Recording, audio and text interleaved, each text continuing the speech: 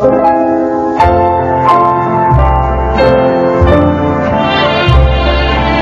kaibigan, sa araw na ito, inyong maririnig ang kwento ng isang ina na takot sa pakikipagsapalaran tungo sa dagumpay.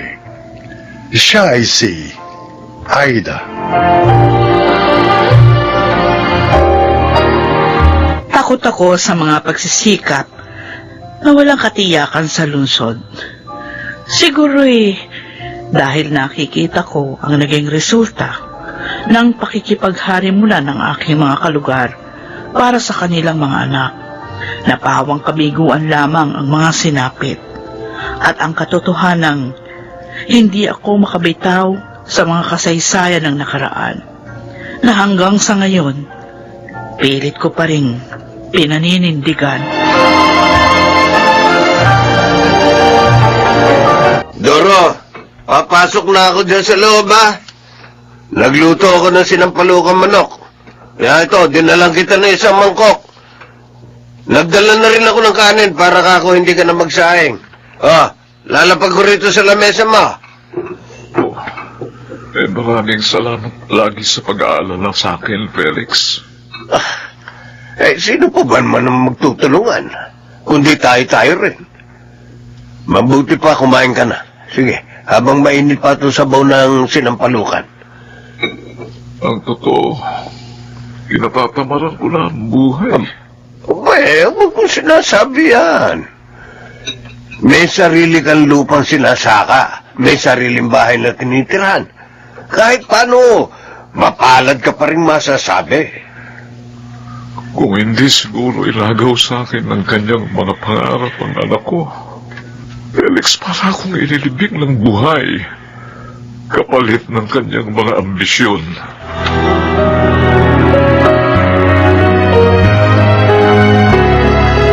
Elen, ang sabi ko'y mamitas ka na ng mga kalamansi ibebenta natin sa bayan. Bakit hindi ka pa kumikilos dyan? Sandali lang po, Nay. Inaayos ko lang po itong mga requirement ko na kakailanganin ko para sa pag-a-apply sa kolehiyo sa Maynila. Ano ka mo? Anong sinabi mo? Luluwas po kasi kami bukas ni Levi, papuntang Maynila. Mag-a-apply po kasi kami sa isang kolehiyo doon, kung saan naroroon yung mga kursong gusto namin.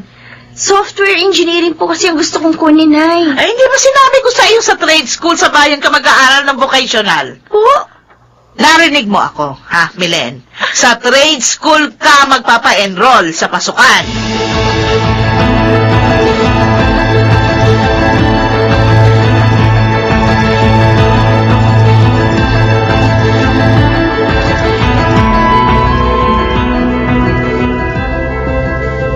Pero itay, wala po sa trade school yung kursong gusto kong kunin. Puro maikling kurso lang po naroon eh. Maritime course po ang gusto ko. Wala akong itutustos sa kursong gusto mo. Lalo na sa ambisyon mong pag-aaral sa Maynila. Tay, ako na po ang bahala sa sarili ko sa Maynila. Marami po akong mapapasok ang trabaho noon para maging self-supporting ako. Kaya ko pong pangalagaan ang sarili ko. Kaya payagan niyo na po ako. Pagkatapos ano? Tutubukan na rin na sungay at buntot sa pagtira mo sa Maynila. Tay, Susumagin mo na rin ako pagdating ng araw. Dahil matitigas na rin ang iyong mga pangangatuwiran. At ang pinakamasaklap ang pwedeng mangyari, kalilimutan mo na ang ugat ng iyong pinagmulan.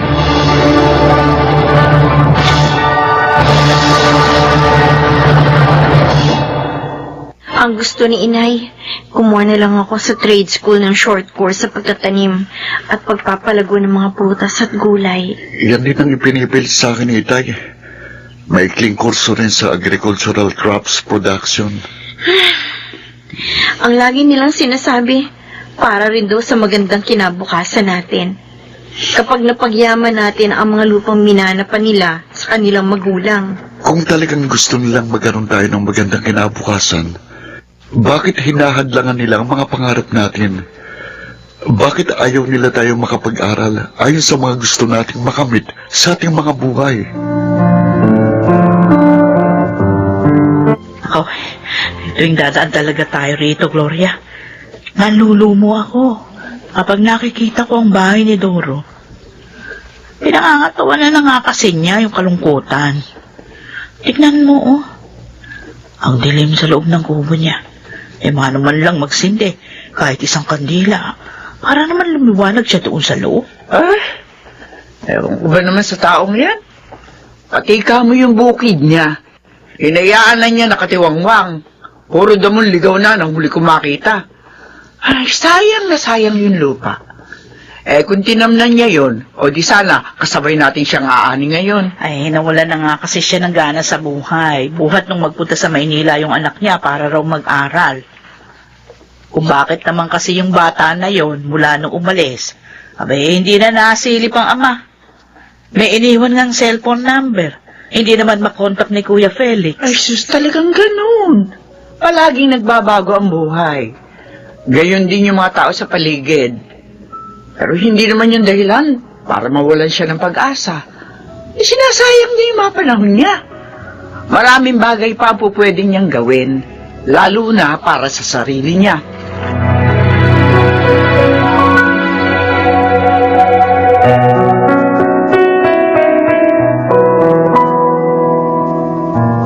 Doro, ako uli ito. Dinalan uli kita ng pagkain. Tutuloy na ako, ha?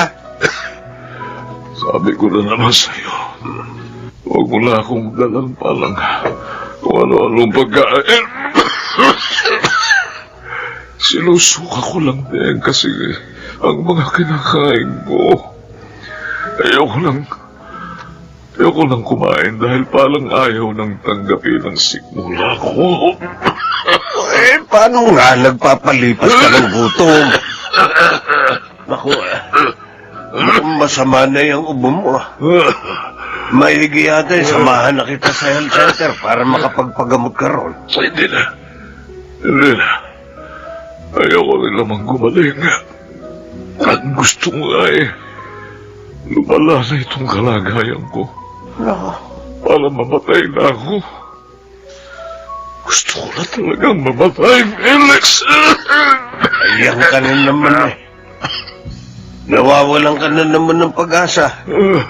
Kaya nga lagi kitang pinupuntahan dito para madama mong hindi ka nag-iisa. Karamay mo ako. Nandito lang ako. Salamat. Pero ramdam ko na ang nangangapos ng hininga ko. May mga oras na hirap na ako.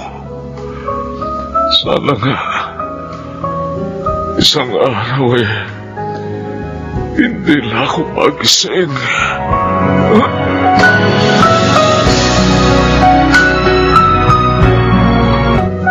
Akin na sabi yung mga papel na yan, Milen. Ibigay mo sa aking lahat. Hindi ako nagbibiro. Pupunitin ko lahat ng mga yan. Kapag nagpilit kang lumuwas ng Maynila ngayon. Pero Nay naman ngayon po yung huling araw para makapag-submit kami ni Levy ng requirements doon sa universidad na pinag-a-applyan namin. Kung hindi po kami makakalmas ngayon, sayang naman po yung magandang pagkakataon na yun. Sasabihan ko si Kuya Felix, hindi kayo dapat makaalis ni Levy. Nay! Alam ko naman po kung ano yung kinakatakot ninyo Yung mawalan kayo ng taga-tanim at taga-ani ng mga kalamansing, sabi nyo nga, pinagkukunan natin ng kabuhayan simulat sa pool. Pero Nay, gusto ko po maging isang software engineer. Gusto ko po maranasan ang pag-unlad ng teknolohiya, ang pag-unlad ng mundo. Ako ang pakinggan mo, Milen. Ay. Dito sa lupang ito na kinatatayuan mo, nandito ang mga pangarap ko para sa iyo. Kaya huwag mong alisin sa akin ang pag-asang yun.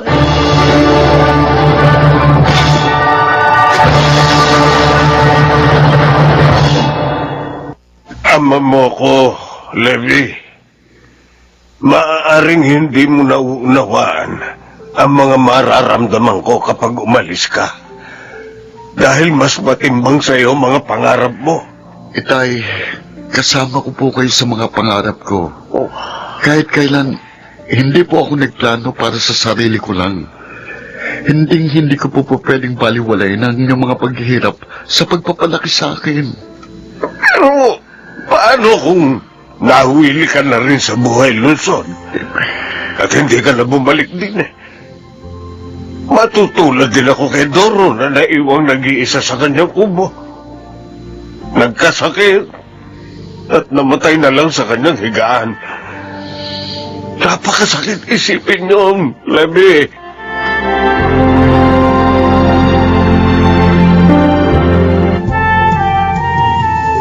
Alam mo, Aida, nang pumasa ang anak ko sa isang scholarship program sa Canada, nakaramdam ako ng tuwa para sa kanya. Pero, nakaramdam din ako ng lungkot para sa sarili ko. Kasi nga napalayo siya sa akin na malayong malayo. Pero naisip ko rin sa huli, may pangarapan ako para sa kanya. May pangarap din naman siya para sa kanyang sarili. Ako'y natatakot pa rin sa maaaring kahinatnan niya sa Maynila. Lalo na't babae siya. Pero dapat di natin tanggapin. Hindi tugma ang mga pangarap natin para sa ating mga anak, Aida. Kailangan nating kilalanin ang mga gusto nilang marating sa kani-kanilang mga buhay. Hayaan nating mahanap nila ang mga sarili nila.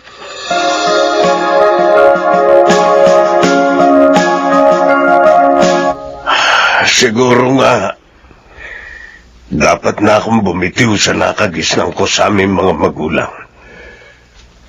Nasa lupa lang na ito umiikot ang buhay. Nalimutan kung maaaring dito man magsimula ang iyong mga pangarap. Pero maaaring hindi naman dito magtapos. Tay, pinapayagan niyo na po akong lumuwas ng Maynila. Po, May extension pa naman doon sa ina-applyan yung Universidad ni Milen, di ba? opo. Kaya makakahabol pa po kami ni Melen. Sige. Bukas ng umaga, ihahatid namin kayo ng tiyang Aida mo sa terminal ng bus na papaluwas ng Maynila. Maraming salamat po, Itay. Pangako, wala pong magbabago sa pagitan ng mga pangarap ko at pagmamahal ko sa inyo. Para po sa ating dalawang lahat ng pagsisikap na gagawin ko.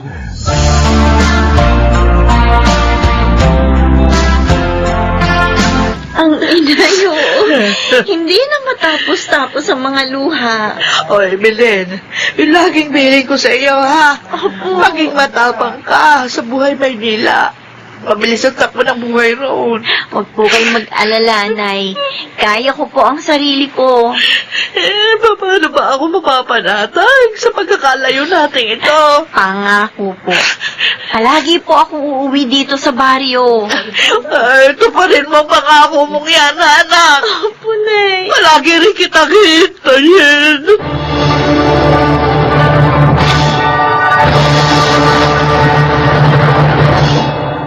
Sino nga ba ang hindi sumusubok sa buhay na walang katiyakan?